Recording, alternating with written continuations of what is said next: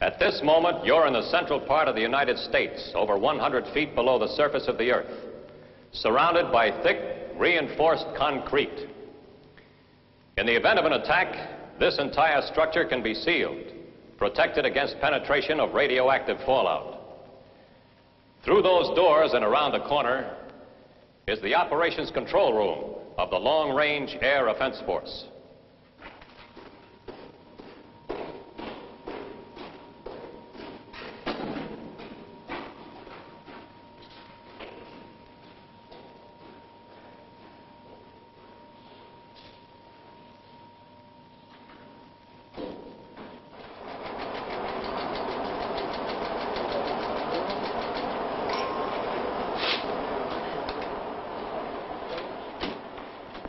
Thank you, Sergeant.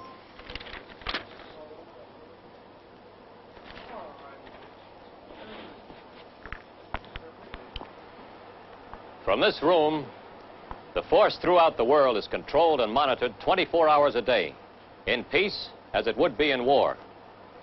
This force is a combat-ready offense force. It is a deterrent force dedicated to the prevention of war, any war, large or small. This offense force is complemented by the Joint Allied Early Warning Air Defense System. Offense Control, Colonel Dawes. Good. Recheck the weather in that area. The last forecast indicated thunderstorms. Right.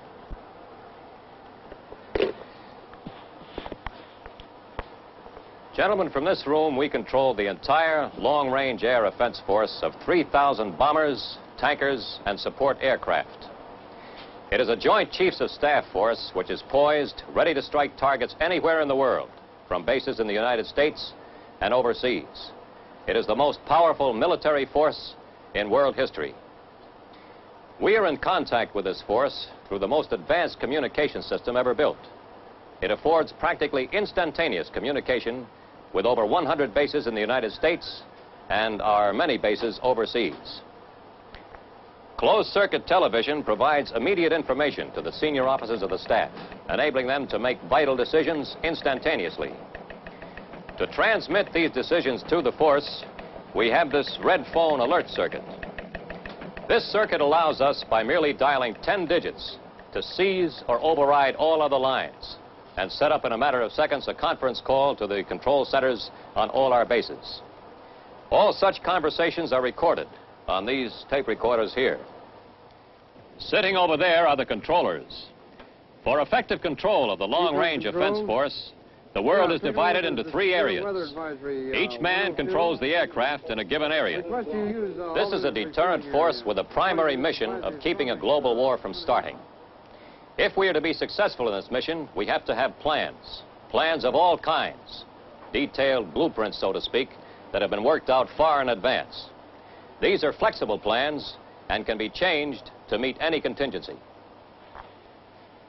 Let's have a look at some of the displays. Andy, take over here, will you please?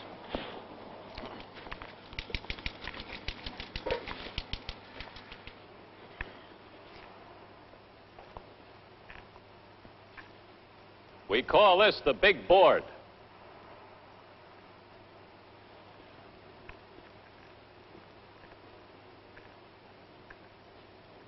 These panels show missions in progress throughout the world. Some forces are being deployed, some are being shifted, some are special missions to improve combat effectiveness. These missions are going on 24 hours a day, and averaging the high activity periods with the lows, we have 10 to 15% of the total force airborne at all times. To support this activity, an aerial refueling operation takes place every 3.5 minutes. See these clocks here? Never before in military history has time been so important. But of course, our true mission here is to control this offense force. As I have said, it is a deterrent force. It's a force which we control in readiness to perform air strikes against an enemy, and in the event of war, when it would make these strikes. Sergeant, let's see Plan War Dance. Yes, sir.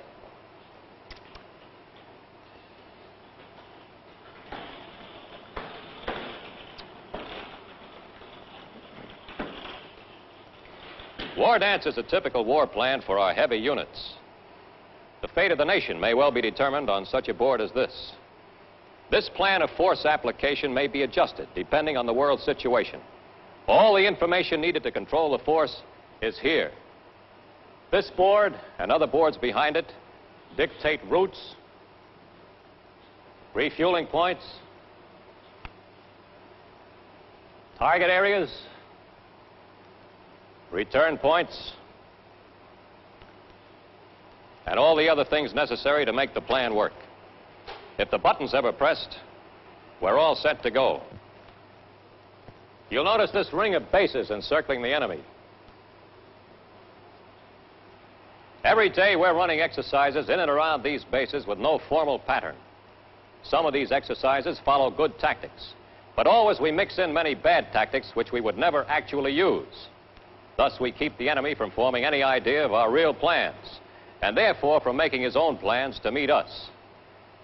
He knows we may use these bases, but he can have no idea which we'll use today, tomorrow, or if a war should start. And he knows we can launch our attack without them. During the time period 1958 through 1960, the United States has an offensive strike force sufficient to deter war. It's an effective intercontinental nuclear air force, secure as we can make it within our resources. A sizable portion of it is secure from destruction by the enemy, regardless of what offensive and defensive action he takes against it. The size, composition, and alertness of the offense force is such that the enemy realizes that an attack on the United States would likely mean committing national suicide. A substantial portion of this force is maintained on constant alert, ready to begin taking off within a few minutes after receipt of the order to launch. This means that even with no more warning than that provided by our early warning radars, a force of hundreds of long-range nuclear bombers would be on their way toward vital targets in the enemy heartland before their bombers could reach our bomber bases. This constant combat readiness is the surest way to prevent war. This massive capability is the deterrent of wars. The more we disperse, the larger the portion of the force that can be launched on a few minutes' notice, and the more difficult it is for the enemy to convince himself of his ability to destroy it. The enemy cannot prevent the takeoff of these bombers on alert, and the enemy cannot prevent our penetration into his heartland as long as we maintain our relatively stronger deterrent force. But the enemy could someday gain greater strength and surpass our deterrent force. This must never happen. Nobody wins in nuclear war because both sides are sure to suffer terrible damage. Nevertheless, it is imperative that we make sure that the enemy can never impose his will upon us by military force. Despite our efforts to deter them, the communists may resort to general war. This is not considered likely to happen before the year 1960. If they start a war, this is what will happen.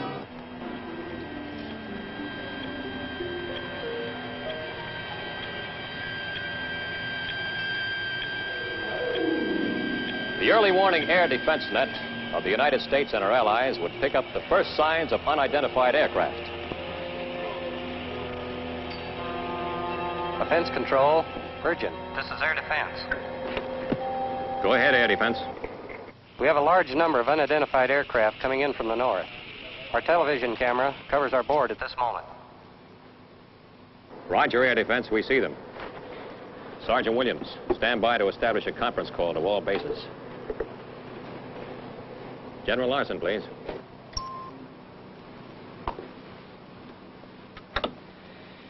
This is General Larson. Go ahead. Sir, would you turn on your screen? A large number of unidentified aircraft have just appeared. Right.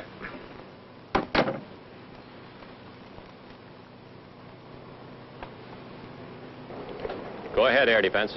This is air defense. Large groups of unidentified aircraft have been reported at Baffin and Prince of Wales Islands and near Banks Island.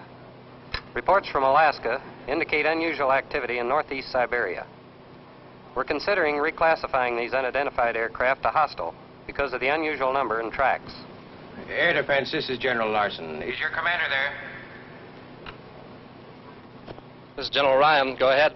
Jim, how does this look to you? I'm sure this is it, Dick, in view of the advance indication given us by Central Intelligence last night. More reports keep coming in all the time. We've just talked with our people in Alaska and to the Canadians. Both are picking up tracks. My crews are on 5-minute alert. All our deployments have been accomplished. Our anti-aircraft missile sites are at full alert, ready to launch. How much time have I to get my aircraft off the ground? Our first check of their speed indicates you have about 2.5 hours for your bases in the northern United States. That's a rough estimate, but I'll refine it as soon as we get a better look at them. That's close enough. I'm getting my people moving right away. We'll have a third of our force launched within 20 minutes. They'll be in strike configuration, but will not proceed beyond Applejack control line without further orders. Please keep us advised. Okay, Dick. Will do. Thanks, Jim.